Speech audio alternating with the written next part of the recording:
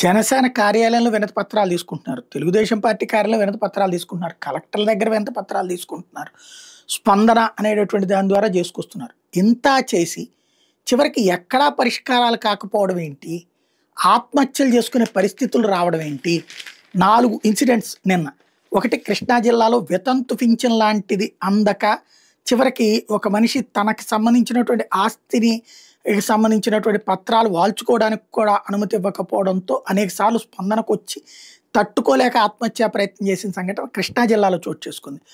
అట్లాగే మరొకటి వచ్చేటప్పటికి తిరుపతి దగ్గర ఉన్నటువంటి ఒక 2 కుటుంబాలకి రేకుల షెడ్ వేసుకుని బ్రతుకుతున్నారు. 20 ఏళ్ల క్రితమే ఎంఆర్ఓ రాసిచ్చినటువంటి ఏది అనుభవ పట్టాతో అది ఇప్పుడు వాళ్ళు ఒక స్థాయికి వచ్చాక అదేమో ఆ ఏరియా రోడ్డు పక్కకు వచ్చేటప్పటికి ఇప్పుడు వాల్యూ పెరిగేటప్పటికి అక్కడ ఉన్నటువంటి టీడీపీ నాయకుడు వాళ్ళ ఆస్తి లాక్కోవడానికి పోలీసులు పంపించి వేధిస్తున్నారంటూ 2 కుటుంబాలు ఆత్మహత్యా ప్రయత్నం చేసిన సంఘటన తిరుపతి కలెక్టరేట్లో చోటు చేసుకుంది.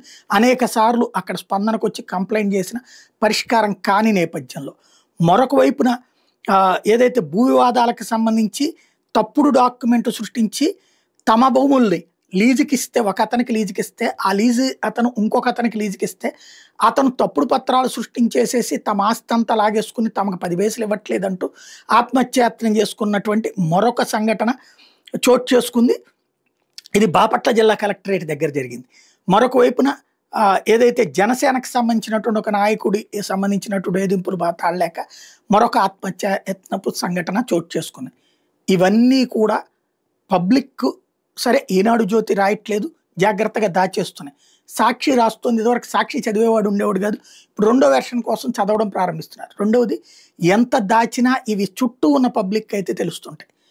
కార్యకర్తలు తప్పుడు పనులు చేసేదాన్ని కంట్రోల్ చేయటం, వ్యవస్థలు సక్రమంగా పనిచేయించడం అన్నటువంటిది బాధ్యత. అది మిస్ అయితే జగన్ మిస్ అయింది అక్కడే. సంక్షేమం ఇస్తున్నాను మిగతా ఇవన్నీ చిన్న చిన్న ఇష్యూస్ అనుకున్నాడు. అప్పుడు అతను కూడా సోమవారం పెట్టాడు. అప్పుడు అతను పెట్టిన ప్రోగ్రాం మనం పేరు మార్చాం అంతే. బట్ ఇక్కడ పబ్లిక్ న్యాయం జరగకపోతే న్యాయం జరగకపోతే ఎక్కడికి వెళ్ళాలి? ఎక్కువగా ప్రతి అంశంలో భూ వివాదమే. భూ వివాదాన్ని తక్షణం పరిష్కరించే వ్యవస్థ ఏర్పాటు చేయలేకపోతే ప్రమాదమే.